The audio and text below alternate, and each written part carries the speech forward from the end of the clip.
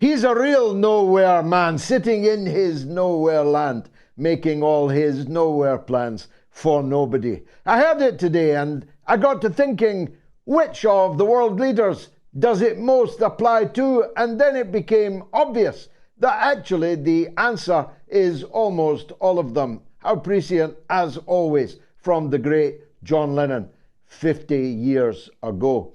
The reality is that nowhere men are not listening. Nowhere men are talking and doing, and the rest of us are more or less passively accepting, except in some very exceptional circumstances, to which we shall turn.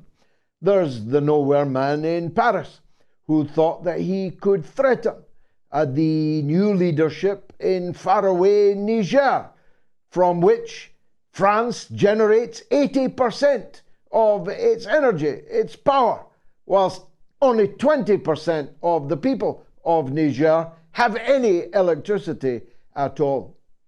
France, which has no gold mines, but is the fourth largest holder of gold reserves in the world, where Mali has 585 gold mines and doesn't hold any gold at all.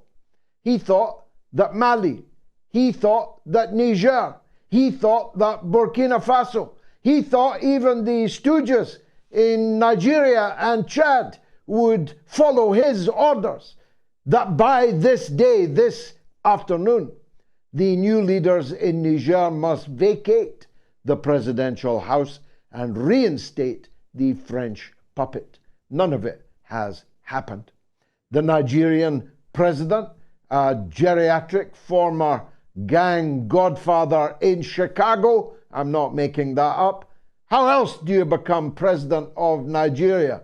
Not by having done anything for or in Nigeria, but being connected, shall we say, to the drug business in the Windy City in the north of the United States. He thought he's another nowhere man.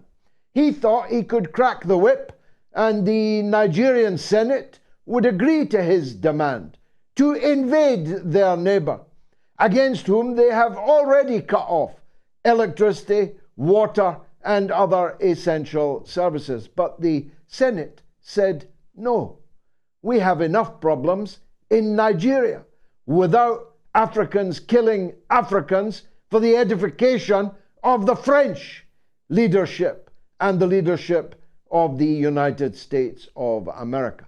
So there will be no Nigerian invasion of Niger. They kind of half thought that Chad would do the invading for them, but they too have refused, meaning that Nigeria and Chad are out of the game, whilst Burkina Faso and Niger are increasingly marching in lockstep alongside Mali. And of course, the great colossus of Algeria to the north, with its military political alliance with Russia going back to the day of independence, has made it very clear and has today moved its tanks to the border with Niger, that any foreign invasion of Niger will have to fight Algeria for every inch of the territory they hope to seize. And of course, anybody who fights Algeria is also fighting Russia. And the Wagner group, the mercenary Russian group, already present in substantial numbers, working for different African governments, trying to staunch the flow of Islamist extremist fanaticism in Africa, have already arrived in Niamey, the capital city of Niger. It's a token force so far to secure the capital, if needs be, from any foreign invasion. But if you see a lot of Russian transport planes arriving in Niger over the next hours and days, don't be surprised. Thus, France has, like the United States in Ukraine, bitten off more than it could chew and may choke as a result. France has just demonstrated it's not so much a paper tiger as a paper poodle, a paper French poodle, and they don't get fancier or more poodle-like than that. The United States has clearly done the same in the Ukraine. They have given $140 billion from the taxpayers of a country who don't all even have minimal health care, who are suffering from a city, a country that's falling apart at the seams. Even Kamala Harris was talking about flat tires, though you may need some translation to work out what she was saying. But she was right. Driving around in the United States on the roads and bridges that exist there is a very dangerous pastime indeed, even if you manage to avoid the 2 mass shootings a day in the United States of America in 2023. $140 billion that could have been spent on the American people has instead been given to a now politically, militarily, and morally bankrupt, state-led stump state of Western Ukraine, led by a former porn actor, strip artist, and general comedian. Zelensky has taken the American taxpayers for one hell of an expensive ride, as have all the US satraps that rule our European countries. History will find it hard to explain to students 100 years from now how it was that European leader after leader agreed to a set of self-destructive policies that would destroy their own country in the name of destroying another and failing, all at the behest of an American president, a nowhere man who doesn't even know which nowhere land he's busy making plans in. It will be impossible to explain to people how Russia has just taken Germany's place as the 5th largest economy in the world. Do you remember when all these clowns used to disparage the Russian economy? Not even bigger than Italy, they used to say dismissively. Do you remember all these clowns that told you about 550 days ago that the Russian ruble would be rubble, that the Russian economy would be crushed? Like Schultz said, Germany will suffer no recession. And now Germany is in recession. The Bank of England is so desperate to avoid declaring recession, it has just again piled on the agony with another rise in Britain's interest rate, making mortgage paying for tens of millions of people all but impossible. With, of course, the winter colds not even 12 weeks away. The winter cold, when it sets in, will have to be defended by the use of your heating, the bills for which tripled and quadrupled last year, all for the edification of energy companies like British Gas, who quadrupled their profit in the same 12 months. Although they're coming to take away your heating in the name of net zero. Forget that boiler that you're burning. That's so last century. It's going to be a heat pump, don't you know? A heat pump which won't work, will cost £25,000, will make zero difference to the infinitesimal contribution Britain makes to carbon emissions in the world. But you'll be cold and you'll be hungry and you won't be happy, but you'll have done your bit for the greenery and the quackery that is the prevailing orthodoxy in the sinking Western polities and economies. The Russian economy is booming. The Chinese economy is booming.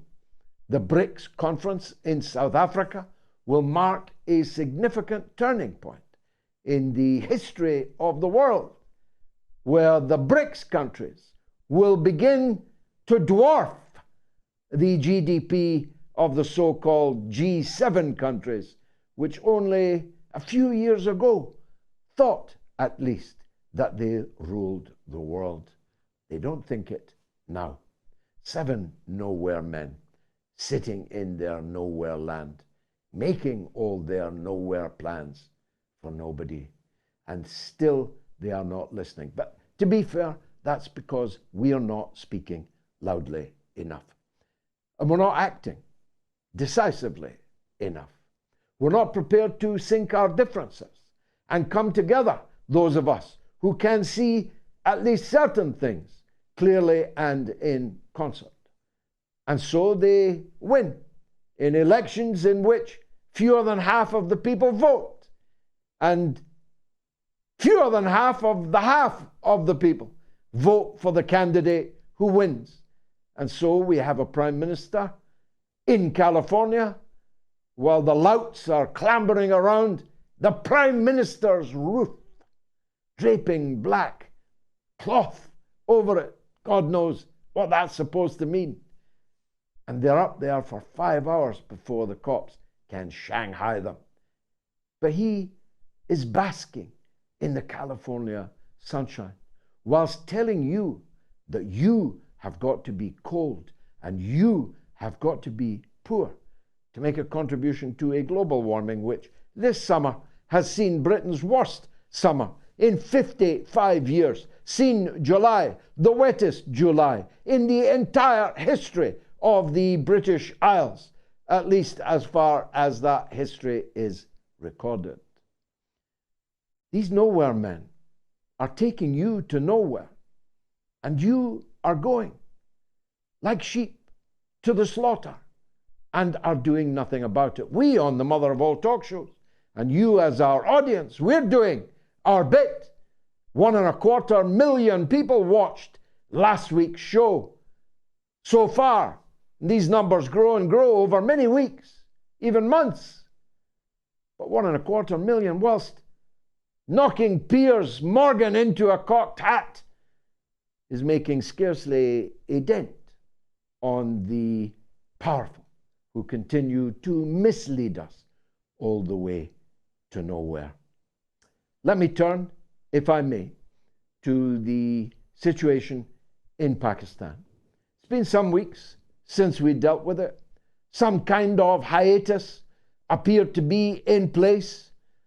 The foolhardiness of killing, either literally or metaphorically, the most popular political leader in the country because the United States of America didn't like him, seemed as if it might lead to some kind of compromise, free elections, and everyone agreeing to accept the result. But no. Yesterday, dramatically, Imran Khan was seized and taken to prison, sentenced to 5 years in prison on corruption cases from a government that was all in exile, mainly in London, for high crimes of corruption running into billions of pounds. A trumped up, rubbish charge of corruption has put the Prime Minister in prison in Pakistan. Even worse, he's banned from political office for 5 years. They hope that they have decapitated his party. Maybe they have, maybe they haven't. Time will tell. But the goons that jailed Imran Khan will never sleep soundly or safely in their beds, because Imran Khan managed to rally many millions of people, particularly young people, and not just in Pakistan, but amongst Pakistanis abroad, who will never forgive this real-time crucifixion of the leader that they revere. I say they. I repeat what I've said 100 times. He's not my leader, I'm not his party man. I've been involved in Pakistani politics for 50 years nearly. I'm the holder of the 2 highest civil awards in Pakistan. I know what I'm talking about in Pakistani politics. And I've seen all of this before. My late and great and dear friend Benazir Bhutto was repeatedly overthrown, imprisoned. Her father was hanged. Her brothers were murdered. She was murdered. I watched on television my friend Benazir Bhutto being murdered on TV while I was on the air broadcasting at Talk Sport. So for me, this is deja vu. It is like a record, baby, spinning round and round. I've been here now so many times before. And Pakistan will now descend into a vortex of violence and alienation. Who will believe elections without Imran Khan, inarguably the most popular political figure in the country? Who will believe them? Who will accept that the next government in Pakistan is in any way legitimate, even if it is cleaned of the worst thieves? And that's a big even if, because behind the scenes, at the very least, they will continue to pull the strings and pick the pockets of the people of Pakistan. An endless merry-go-round of elections, rigged, of people coming to power, being overthrown by the army, and then the new lot criminalize the old lot, and the old lot get back in and criminalize the group that criminalized them. The Pakistani people deserve so much more and better than that. We'll be talking to Major Adil Raja, retired, about Pakistan. We'll be talking to Professor Marandi about Iran, which, according to the Sunday Times, this day is now Britain's biggest threat. Wait, what?